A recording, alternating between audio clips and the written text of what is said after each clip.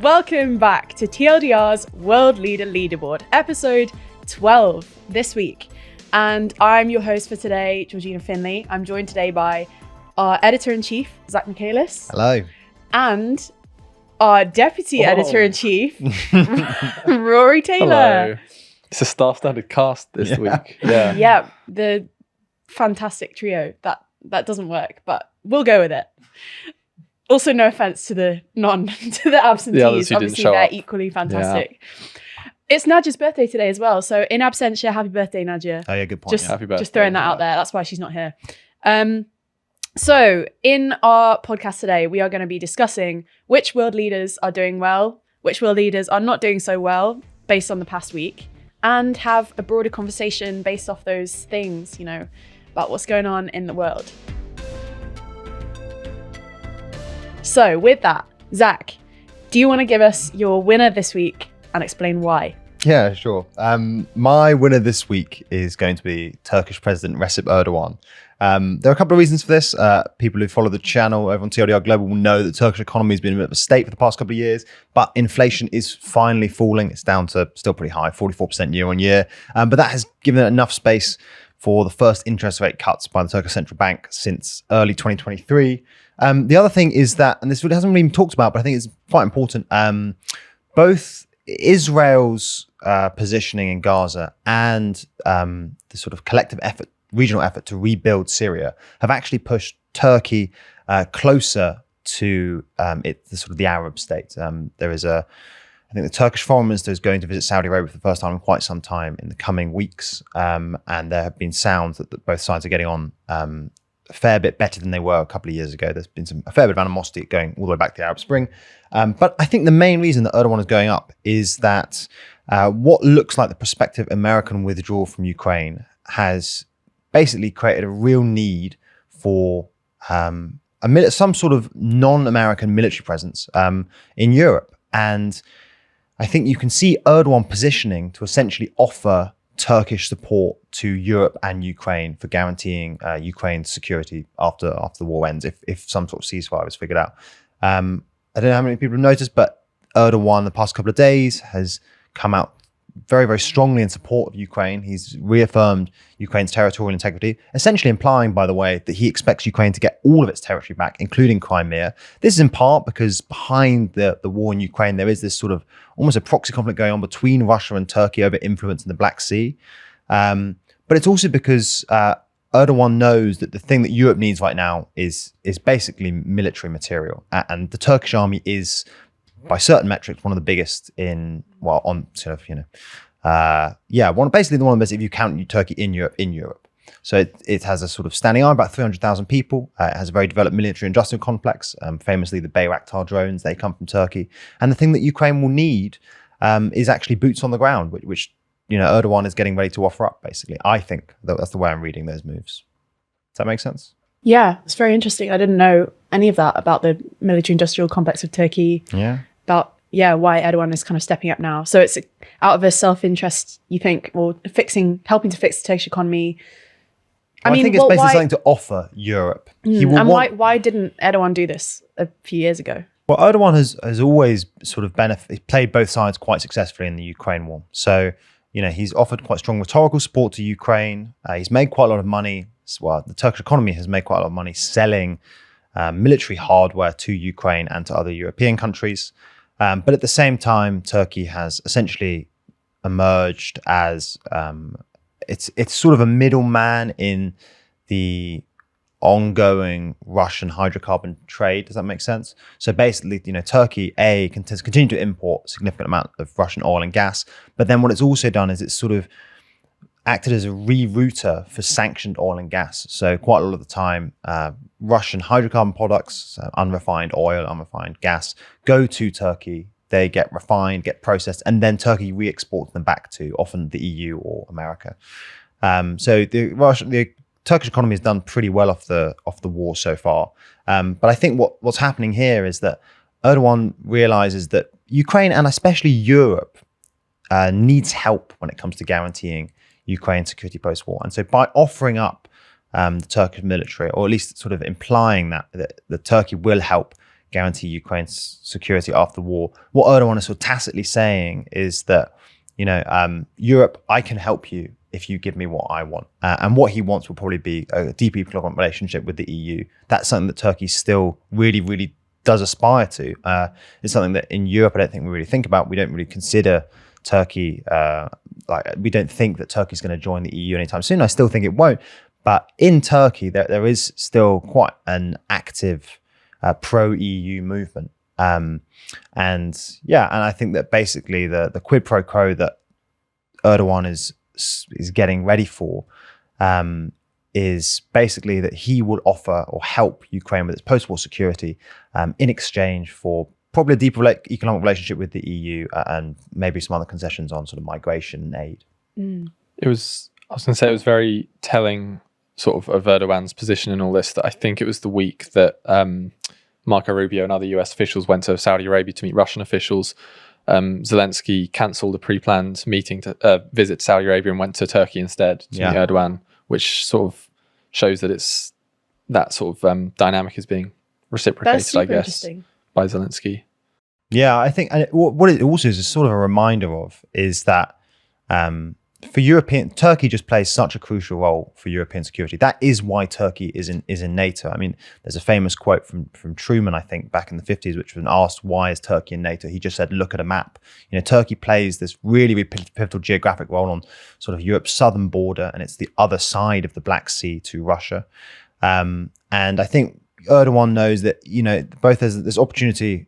Well, I say opportunity, that sounds sort of cynical, but as in, Turkey can play a role in Ukraine's post-war security, but also it can plausibly play a role in any sort of post-NATO European security architecture. If the Europeans decide that once Trump essentially withdraws from NATO, if that happens, that they need to develop their own independent security architecture, they might decide that for very similar reasons that NATO invited Turkey into the alliance in the first place, that Turkey also needs to be involved in that European security architecture. And so, I think that the role that Turkey will play in the post-NATO order is really, really interesting. How do you think this will affect Erdogan's domestic popularity? Because I think both of you have written before, right, about how Erdogan, his polling kind of dropped throughout early 2024, spring into summer. And it looked like he might have been kind of losing his dominance that he's had for so long. Do you think, will this change that in any way? I don't think it really will make much of a difference necessarily, assuming that he can't get any significant concession from the EU. I think it'll be mainly technical stuff that might help the Turkish economy, but it's not the sort of thing that your average Turkish voter would notice. I think the one caveat, by the way, with this whole, Erdogan moving up on the board is that at the same time, the past couple of weeks, Erdogan and sort of his party have staged a bit of a crackdown on the opposition. Including the mayors of Ankara and Istanbul, Imamoglu and Yavas, who are, at least according to polling, more popular than Erdogan at the moment and are very much sort of positioned as the front runners for to sort of head up the opposition at the next elections, so due in a couple of years' time. I personally, no one really knows what Erdogan's plan is, whether or not he's going to try and amend the constitution so he can run again, or whether or not he can find a successor. My instinct is that just even with this crackdown, I think that the opposition will have a go next year. I would assume that they would win the next election. So I don't think it made much of a difference to sort of Turkey's domestic politics necessarily. And I think that does sort of draw attention to this one caveat with Erdogan moving up the board is that he's currently engaged in quite a dodgy crackdown on opposition politicians. Interesting. Okay, moving on to Rory. Who is your winner from the last week? My winner of the week is Xi Jinping, China's president. The sort of headline for this is that China signed a number of agreements with the Cook Islands in the last week. And the Cook Islands are a pretty small Pacific island nation. They're self-governing, but they are in free association with New Zealand. So New Zealand covers things like foreign policy and defense. So very close with New Zealand. But the Cook Islands signed these deals with China sort of without consultation with the New Zealand government, which caused a bit of friction between them, unsurprisingly. The deals cover economic cooperation, infrastructure and maritime cooperation, and seabed mineral exploration that Chinese companies would presumably get involved in. So that's a pretty big win for China to get another foothold in that part of the world that is usually seen as Australia and New Zealand's backyard. And not just like a fully independent country. This is a country that is technically constitutionally tied to New Zealand in a way. So that's a pretty big deal. The second reason I want to move him up and make him my winner of the week is I think the ongoing US-EU split that's going on is just continuing to create opportunities for China to warm its ties with the EU. And we saw in the last week, the Spanish foreign minister, I think, called for the EU to sort of look to China to try and fix that relationship. I think there are still difficulties and tensions in that relationship that won't magically be fixed just because Trump is sort of causing trouble in the EU-US relationship, but it does create a big opening for China. So that's why he's my winner. Sounds good and pretty convincing to me, Zach.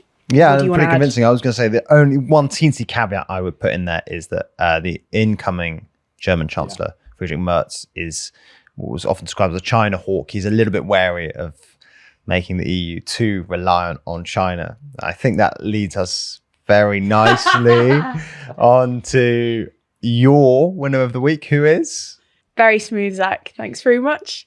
My winner this week is Germany's Chancellor-in-Waiting, Friedrich Merz, the leader of the centre-right Christian Democratic Union, or CDU party. We had the 2025 German federal election on Sunday, and the CDU came first quite decisively with 28.5% of the vote, followed in second place by the AfD on 20.4%. And this was a jump of 4.4 points for the CDU compared to the 2021 federal election. But mainly it's a good result for Merz because the CDU got quite lucky that several smaller parties on the fringes of German politics didn't earn 5% of the vote, which means they don't earn parliamentary seats, which meant that the CDU and SPD, the centre-left party, can together form a grand coalition with a governing majority, which is good news for Merz because it's a more stable arrangement than a three-party coalition, which can sometimes be played with infighting for obvious reasons, but also because Merz's CDU still has effectively earned almost twice the vote share of the SPD. So he has a pretty strong hand in this incoming centrist but right-leaning government, and I think is well placed to, as Zach has suggested before, come through and be a new leader in Europe. So what do we think about Merz and Merz's role in the EU? I'm going to ask both of you. Rory first. Yeah, I think it's tempting to see it as like an opportunity for Germany to become that sort of big political force in Europe again. But I mean, there are a lot of things he's going to have to deal with. He's got slightly fewer problems than Scholz did in terms of, I'm talking about him as if he is the Chancellor now, I'm presuming he will be with SPD, CDU. But we should also say that Scholz is still saying that he wants to be Chancellor in this new administration. Bold. Yeah. Actually, does that, Silly, I isn't mean, it? we face the prospect of taking Scholz off the board soon, I guess. Merz will still have a lot of those difficulties, like economic sort of stagnation, and I think I think the Grand Coalition thing is obviously good news in that they can do the two-party thing. I do think there is a risk for both the SPD and CDU that the election results with the success of the AfD, but also the success of the left, shows that German voters are sort of getting tired of the main two parties. And the Grand Coalition has the risk of forcing more people to those fringes, which in the long term could be bad for them. It's funny, he's absolutely a winner of the week. He just won an election, so it's sort of indisputable. But I think the CDU's result was the second worst result they've ever actually had. And the SPD was the worst result since like the 1890s or something like that. So it just shows how sort of spread out German politics is now. So I think that'll be a really interesting dynamic going forwards. Yeah, just on the back of that, I mean, I think Roy's very, very right to point out that it's not the same arithmetically almost as the grand coalitions of the 2000s of the Merkel era. Just in terms of seats, I mean, as you alluded to, they have a very narrow parliamentary majority. And if you look back at the Merkel grand coalitions, they would have 500, 600 seats in parliament, a really stonking majority that gave them a lot of legislative leeway. It's also the case that historically, when we talk about grand coalitions or I think in German, like GroKo, Große Koalition. It's like, That's I've catchy. seen I people, like that. yeah, GroKo. Sounds like a Berlin club. It does. And in the past, they were so called because the CDU and SPD were the two biggest parties in terms of vote share and seats won. Whereas this, I think, is the first GroKo where it is the same two parties, but the SPD didn't actually come second. It came third to the AfD. And that is going to be obviously a huge thing over the next 4 years. Yeah, the only thing I'd say is I think there is an instinct to be a bit pessimistic here for reasons that Rory mentioned about that there's continued structural issues that are facing the government. I mean, for starters, the electoral arithmetic is difficult, especially if they want to do stuff that requires like a constitutional amendment, most notably amend the debt brake, because obviously they don't have that, and so they couldn't do it by themselves. They would need support from some other party. Probably a combination of parties actually, because the Greens would support like a debt brake amendment, but they would still come short of that 2/3. And I think it's another reason you might be a little bit pessimistic is that there's the Scholz stuff, but I think Scholz will be gone quite soon. I mean, he has led the SPD to an appalling result by historical standards. And there's also the fact that during the campaign, Merz was quite cautious in a way that I think over here in the UK we might sort of remember. It's quite Keir Starmer-esque. He sort of was ahead in the polls for years, and he's quite deliberately didn't say anything too dramatic. And I think all of that can lend itself to a sort of an aura of pessimism. But I actually think there's a very optimistic take available here, which is that I think that especially if Scholz goes, Merz will have all the power in that coalition. And he will have a free hand to get what he wants, especially because the SPD have moved towards the Christian Democrats on a whole lot of issues like immigration over the past couple of years. And the other thing is that while Merz was sort of rhetorically very conservative during the campaign, there has always been this suspicion, especially amongst the sort of German media class at the moment, that Merz actually is a bit more radical than he's letting on. And that he was being quite cautious for electoral reasons, didn't want to spook voters. And he was quite hardline on immigration questions. Radical in which So I think direction? the most obvious one is the economy. Merz is very, very, I basically quite sort of agree with him. He's very conscious that the German economy, that the sort of old German model doesn't really work, that the export led model. And he's also very, very conscious that Germany relies on some quite 20th century technologies to fuel its economic growth. He's one of the very few German politicians who talks coherently about, sort of AI and tech and digital infrastructure. And he's also very aware that public investment has been too low. But in his sort of interviews during the campaign, he would sort of talk in very, very familiar, very vague terms about improving German competitiveness and all that sort of thing. And he would sort of, flirt with amending the debt brake, but never say anything too concrete, and say that, Germany still needs to be very sort of fiscally conservative and all that sort of shenanigans. But there's that incongruity there, right? In that, like, he's clearly aware of the scale of the problem, but the sort of solutions that offered up during the campaign were quite small c conservative. There's that incongruity. Like, surely he recognizes that the solutions he's talking about are probably not enough to sort of fix the analysis or fix the problems that he's describing. And I think there's some other, so I think the economy is the most obvious example there, where there's the sense that actually, surely he knows that he needs to do more than just sort of improve German competitiveness by bringing down German wages. But then also on Europe, I think that is another place where, you might expect Merz to be really quite, not like Europe's EU skeptic, but just sort of wary of further or deeper union, quite nationalist in that sense. But I think that's true in certain respects. I mean, most obviously, he talked about basically closing Germany's borders, which would put massive strain on Schengen. I mean, it would probably collapse Schengen as we sort of know it, because I would imagine that once Germany closes its borders, Germany's neighbours will also close their borders because they won't be able to deal with the subsequent uptick in irregular migration, which would, basically be caused by migrants turning up at the German border and then being turned away and going back to Germany's neighbours.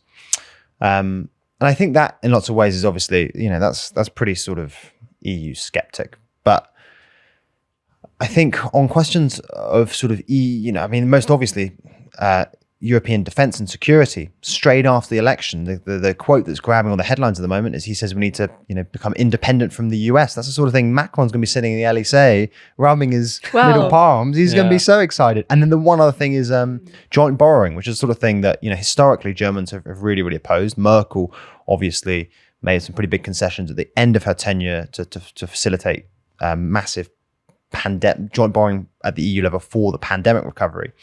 But in recent comments, he's also suggested that he might be open to some more joint borrowing for the purposes of defence. Yeah.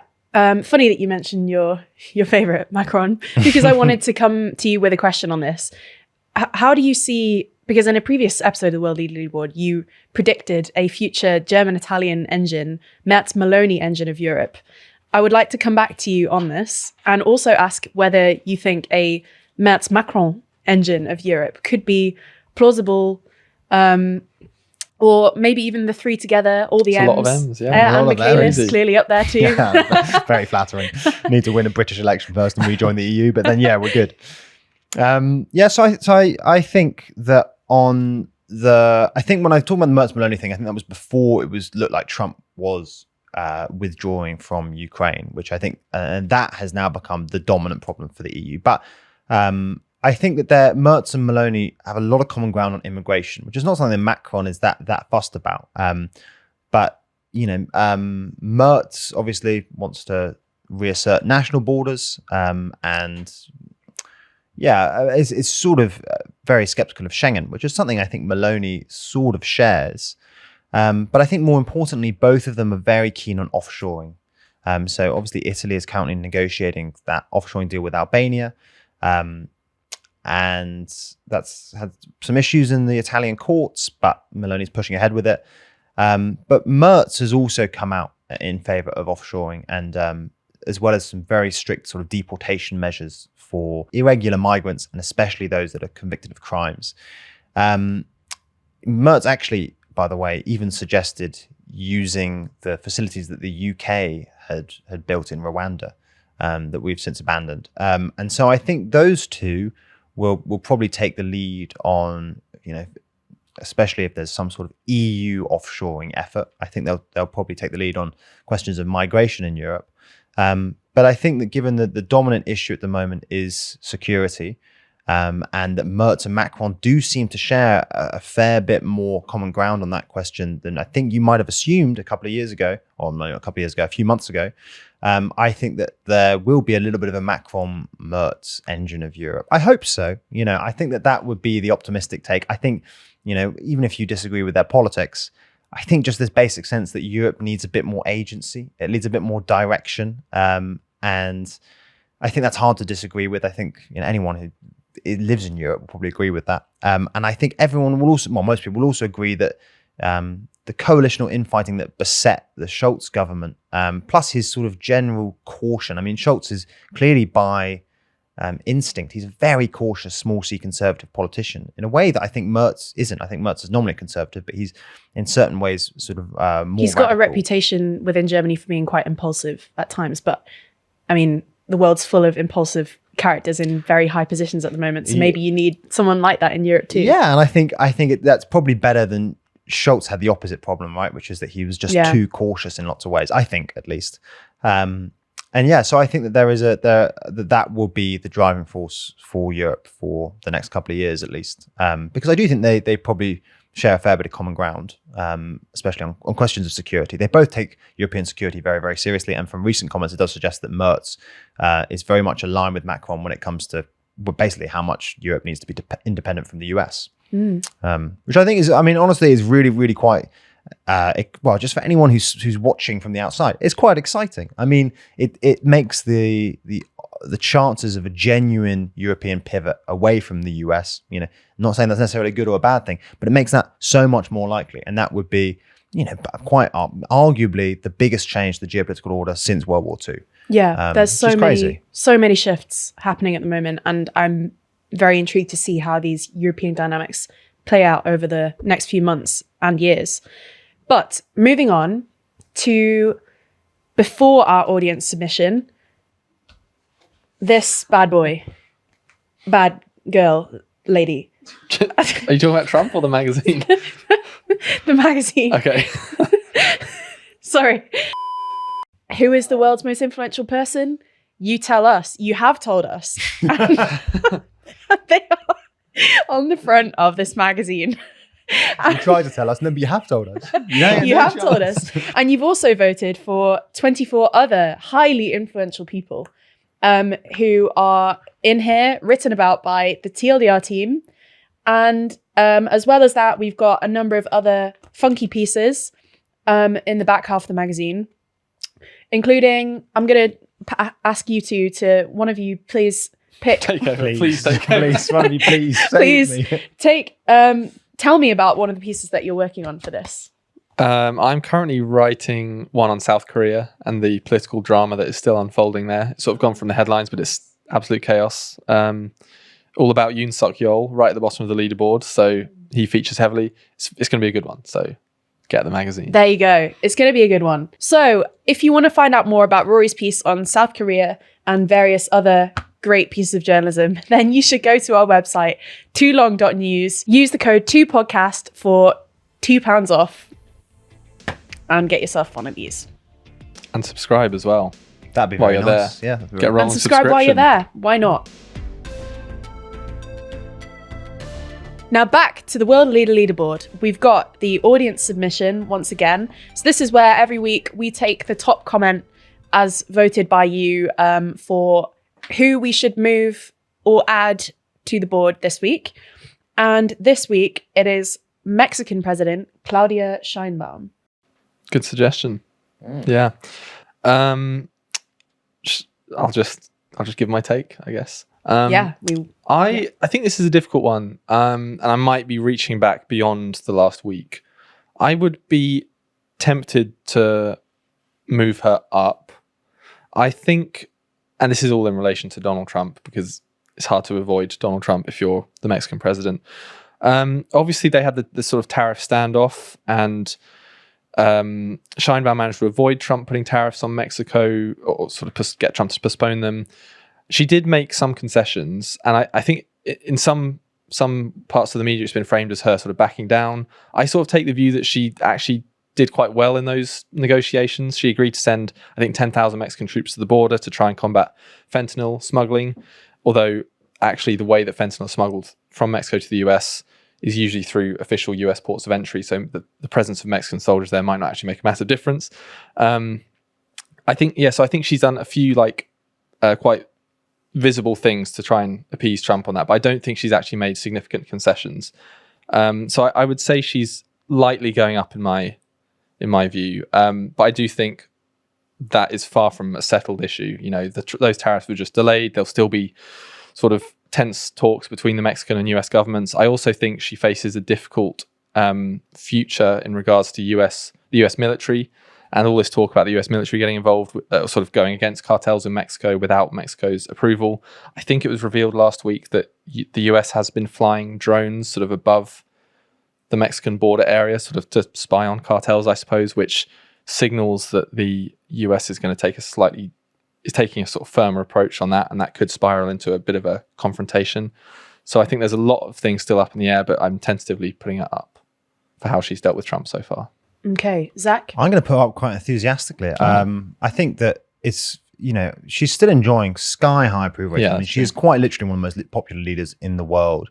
And I think we don't give enough credit for quite how impressively, well, first AMLO and now her as AMLO's successor have defied electoral gravity. I mean, again, she won the election last year when basically every other incumbent was losing. She still enjoys supremely high approval rating, despite some pretty sticky inflation and the fact that Mexican GDP growth has not been that strong by sort of like emerging market standards. And so, yeah, I think that it's very easy to sort of I think AMLO has basically moved the Overton window. We sort of assume that Mexican presidents, can maintain 50 plus point approval ratings. But I think if you compare that internationally, Sheinbaum is incredibly popular by those standards. Yeah, I agree with the points made. And therefore, we have unanimity. So She's Sheinbaum going up. rises to the second top rung of our leaderboard. Congratulations. Congratulations, Claudia.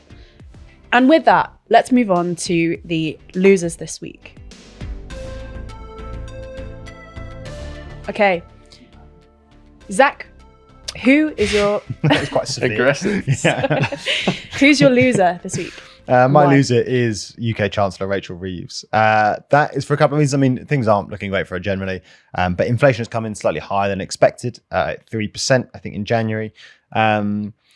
Tax revenues in January also came in 5 billion below forecast. And you've got to remember, in the context of a 22 billion black hole, that is really quite a lot. And it's a symptom of the fact that basically the slightly fiddly tax rises that Labour have gone for so far have been slightly underwhelming when it comes to how much money they've actually raised. This is a problem fundamentally because they ruled out all the taxes, the big tax rises during the campaign. That meant to sort of close that black hole. They had to resort to some slightly more fiddly ones like VAT on private schools. And the last thing though is that I think, this is all pretty tough for Reeves in the first place, but this is all made so much harder by the prospect of spending 3% on defense or whatever that new figure is that we're all supposed to meet now. I think, Starmer said during the campaign that he would raise defense spending up to 2.5% of GDP, but he didn't provide any date. So he just sort of left that open, said it at some point in the future. And that was a good electoral strategy. But I think now that it's just become that much more urgent to invest in sort of continental European security, invest in British security. I think that they will have to increase defense spending quite a lot sooner than that. And that's going to put a real strain on the public finances.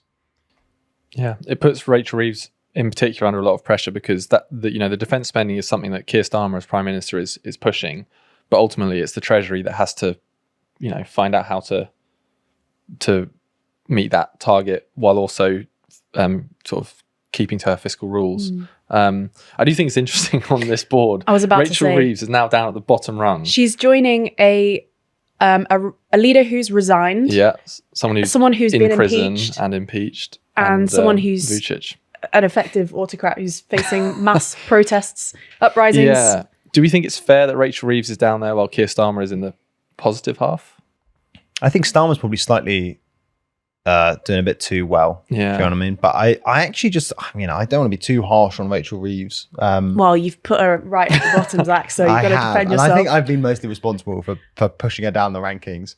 But I think I have been quite underwhelmed by Reeves and Starmer so far, but I think especially on sort of like the fiscal questions. I think one of the things that has always irritated me about this is that, in a lot of interviews and with a lot of commentators, she was really pushed on, how, you're not promising anything dramatic on tax and spend. How do you expect to fix all the various problems affecting the UK?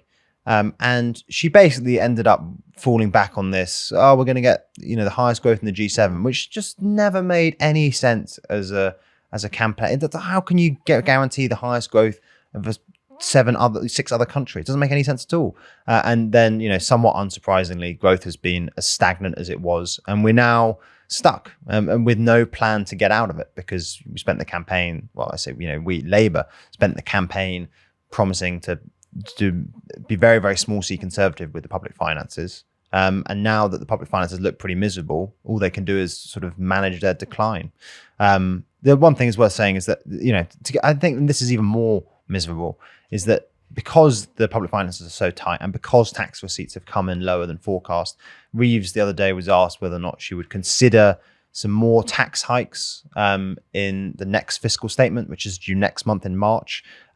Previously, during the campaign, she had suggested that she wanted to get away from having 2 fiscal events a year, like the Tories did towards the end of their tenure, and instead just do one budget every year where that's where the tax hikes and spending changes were made. And she refused to rule it out. So it basically looks like she's lining up for probably not further tax hikes, probably cuts to welfare in March, which is just terrible vibes. I mean, Being very unpopular. I think there's going to be the sort of sight of a government saying we're going to massively increase defense spending because it's necessary and we'll find the money to do it. That's one thing. But when that comes sort of against the backdrop of cutting welfare, whether it's winter fuel allowance or benefits for working or non-working people or disabled people or whoever, that's just such a bad look. And I think they're going to struggle to sort of to sell it. Yeah, I completely agree. I don't know how they even try to. I know in this country we are probably one of the most broadly pro-Ukraine countries in Europe, sort of by public polling.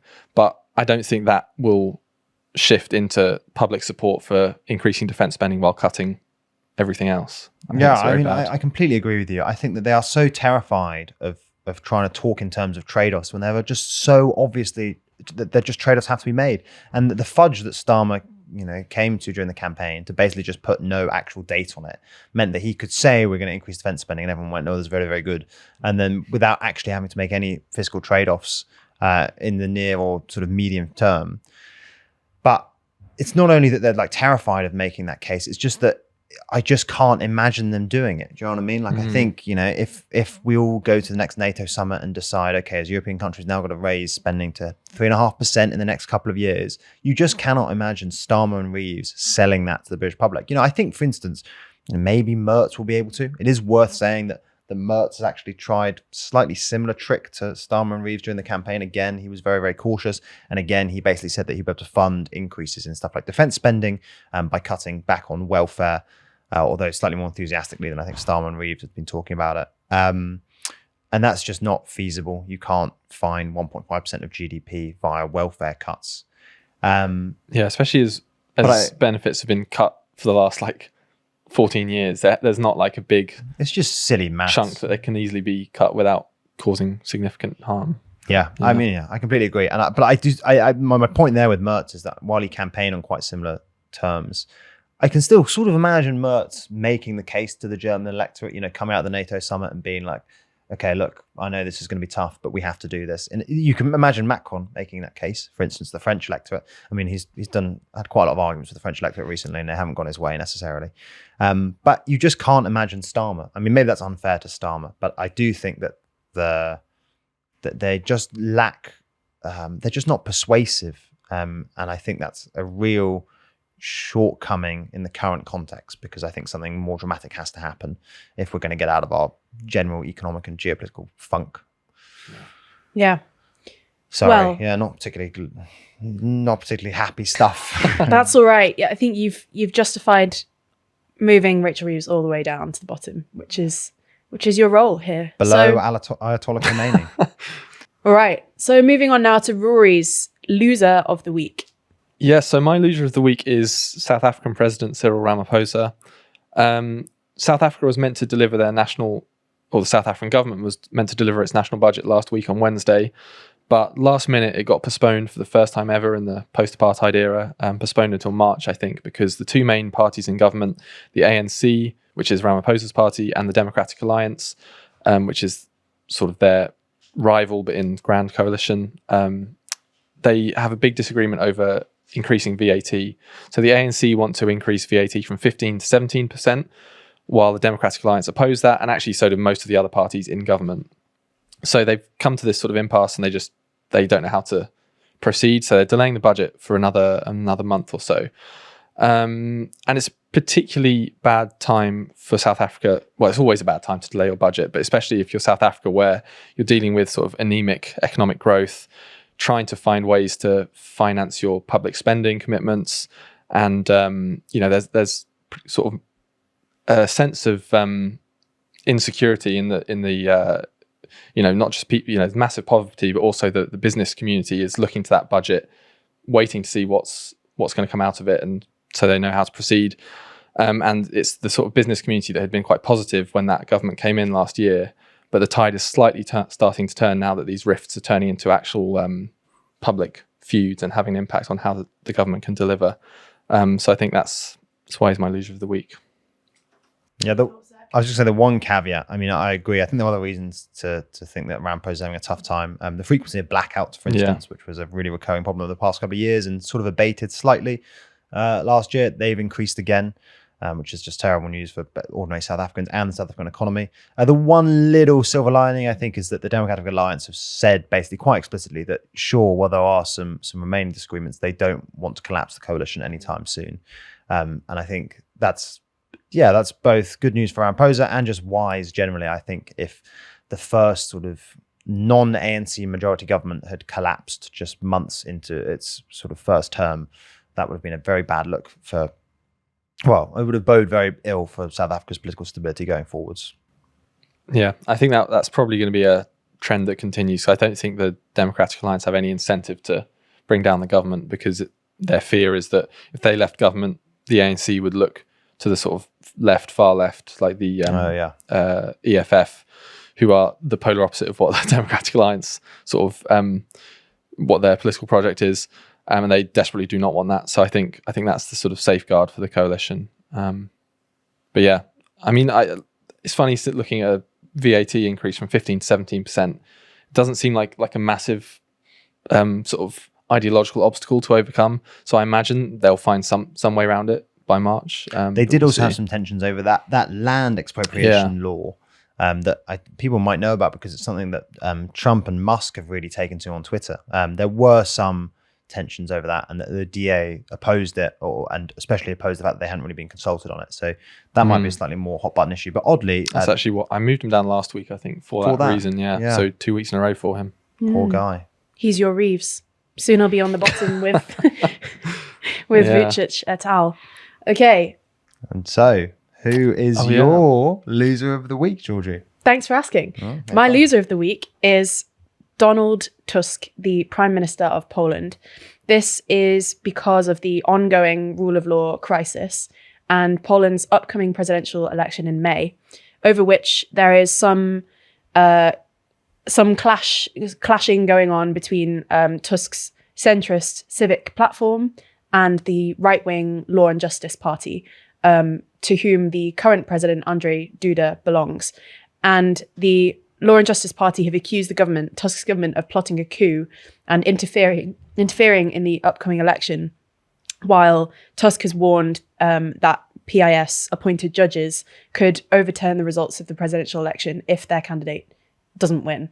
So he's struggling again with all of the domestic political issues, at the same time that he is at the head of the rotating EU Council presidency, which I think we haven't seen many things come out of that so far. And especially given that Ukraine is back on the agenda, I think Tusk is still trying to rally Europe to spend more on defense, to support Ukraine, but it's not cutting through as much as some stuff maybe from Macron or other European leaders. But also there is an emerging split appearing to be happening within Europe at that highest level of how to deal with the Ukraine situation now. And Tusk has said, quote, "There is no reason for allies arguing among themselves not to find a common language on the most important issues." And he here is basically referring to people like Macron and Merz now, who are suggesting that the US is no longer an ally, it's an adversary. And Tusk has been saying that he wants to prevent a US-EU, quote, competitive game. So this is very, it's a very different position to what we're hearing from Macron and Merz. And so these kind of splits are now emerging potentially within the European leadership. And I don't know much about the coup plot allegations, but is PIS suggesting something like what happened in Romania where the court annulled? Are they suggesting that might happen in Poland? I think Tusk is suggesting that. Tusk is suggesting yes, that they would do. So kind of on the flip side. But it's interesting, I think, that we hear a lot of these kinds of phrases now being battered around in European politics in, I think, quite a concerning way, because you hear something like coup plot or election interference, or even the AfD's leader, Alice Weidel, when she was speaking to her party after... This is crazy. Yeah, it's not kind of made headlines. I'll make this point. Yeah. I was really surprised that it's not cut through. I guess maybe journalists are trying not to give it more attention, but she, in her speech to the AfD headquarters after the exit poll was published, Weidel said that she said something like the CDU, they've, when a party copies your manifesto, they steal all your points, and then they go into coalition with a left-wing partner, that amounts to electoral fraud, which is kind of crazy. That is not electoral fraud. If the two parties have enough seats between them to form a governing majority, there's nothing legally or constitutionally wrong with that. And yet we hear these sorts of lines coming out from parties like the PIS, the AfD, saying election fraud, coup plot, interference. Although, to be fair, you also hear that from the other side, specifically when we think about Musk's kind of dabbling in European politics recently, and how many liberal and left-wing parties were saying that amounted to election interference. And all this is becoming such a hot topic now, I guess, and it's being bandied around and thrown around in all directions, and it's just creating chaos. And the people are confused by that, because when you hear this stuff, you don't know who to believe. And it's so Trump inspired. I mean, that particular choice of language about electoral fraud in the context of a firewall that's existed for 100 years or whatever, it's just it's so clearly Trump inspired. I think you actually touched on something that I hadn't really thought about. I think it's so interesting in that, like, while the rest of Europe obviously is sort of getting ready to pivot away from the US, but it puts Poland in such a bind. There was like a deep historical relationship between obviously Poland and the US, but Poland will be so resistant to pivot away from the US, both because, the Poles basically think the Americans are the only real security guarantee, but also because to their credit, the Poles have done absolutely everything that Trump has asked of them. So they've massively increased defense spending. It's somewhere between 4 and 5% of GDP at the moment, I'm pretty sure to say. They've bought as much sort of American military hardware as possible. They've even made a very active effort to buy American LNG. I think there's a quote from, I think maybe the Polish foreign minister, where he says, with the first shipment of American LNG that they received, he said that, we've got our sovereignty back, or something like that. I think that if the US were to actually suddenly withdraw both troops and sort of defense systems from Europe, and specifically Poland, it's worth mentioning, by the way, that in his first term, Trump actually committed more troops and I think missile systems to Poland very, very early on. That would leave a massive psychic scar on the Polish political class. I mean, it'd just be a massive betrayal in so many ways, right? Poland has been sort of America's most vocal supporter in the EU. And if, Trump just ditched all of that would, leave the Polish political class reeling. And I think they would feel very insecure in a Europe once again dominated by German and French interests. Yeah. Sorry, no, it's a very, very good point. I hadn't really thought about quite how difficult a dilemma that leaves the Polish government with. I think they're in a tougher spot than probably France and Germany, who are probably more enthusiastic about going it alone. The only thing, on the flip side to this, by the way, is that I guess Poland is really the test case for Trump. If he's really serious about, you can sort of see, it's plausible that Trump would essentially abandon, let's say, the Baltic states. But can you really see Trump severing that very, very deep, sort of historically informed US-Polish alliance? Maybe. It would just be very, very dramatic. I think it's a good point that is really the sort of like, that would be the most severe transatlantic divorce. Now, we have gone through our ups and downs. That means now we get to the part of the episode where we write on our really funky World Leader Leaderboard branded whiteboards, throwing it back to year 6. Thank you. Because everyone loves using whiteboards. It's true. In the UK. To vote for our biggest winner and biggest loser of the week. So let's start with our biggest winner, and our choices are China's President Xi Jinping, Turkish President Recep Tayyip Erdogan, or incoming possible Chancellor and winner of the German election, Friedrich Merz. So let's write.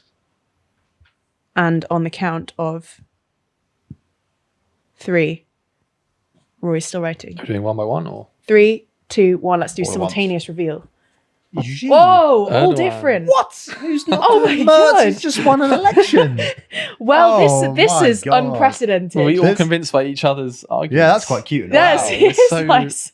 Wow. You put Erdogan So- on. Okay. Yeah, I Well, thank you very much. I think obviously Merz is obviously a good candidate winning an election, but I think there are enough sort of caveats about the scale of the win. And I just think Erdogan he's a man with so many fingers in so many pies that he's on the up. And he is always playing both sides. You Yes. just got to rate it. You've no idea where he's going to pop up. He could be anywhere. Yeah. And he also Wow. he plays hard. You know what I mean? Like rhetorically commits to what Yes, episode he's saying yeah. before switching Yeah. immediately. So nothing happens. Nothing happens. No I one- do now you say Merz has won an election. That does feel like quite a big reason to make Yeah. someone Yeah, a winner. I can't believe Merz is not up there. I mean, he's just Well, won an election. Rory would have That's derailed how, it anyway, even that's if how I'd Neil gone for Martin Merz. snuck up to that second rung because he won an election. Okay, so no movement then on the winner front. Now let's write our biggest loser of the week.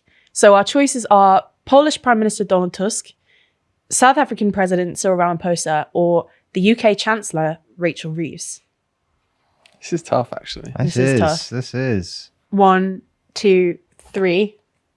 Oh, I was going to go, but I have been convinced. Yeah. by Maybe show Tusk. to the camera. Sorry. So we've got 1 Tusk from Zach and 2 Ramaphosa's, which Yeah. means no unanimity. I was gonna Out of go interest, Ramaphosa. can you explain why did you go for Tusk in the end and not Ramaphosa? I think that you've convinced me that I just think that of almost any country in Europe, I think the looming transatlantic divorce will be hardest on Poland. But I think it's in recent history, Poland really has been the most ardent sort of Atlantic advocate of Atlanticism in Europe, and I think that Poland will not really look forward to a Europe that once again is dominated by France and Germany. I mean, I'm just making the same points that I made in the conversation, but I just hadn't really registered, like from the Polish perspective, quite how jarring an American withdrawal would be, and quite how much Poland prefers the American security guarantee to European security architecture. Poland is one of the big reasons that moves towards an independent European security architecture have been stymied in recent past, because Poland has always said, why would we do that? We have NATO, and we're not going to sign up to anything that you guys go for. Yeah. All right. Well, that brings movement. today's episode to a close. Thanks for joining us again on TLDR's World Leader Leaderboard. If no one else has anything to add, Nothing. nothing to add. Ready to go. In which case, bye. See you in a week's time for Bye. episode 13. Have a good day. Dun dun dun dun dun dun.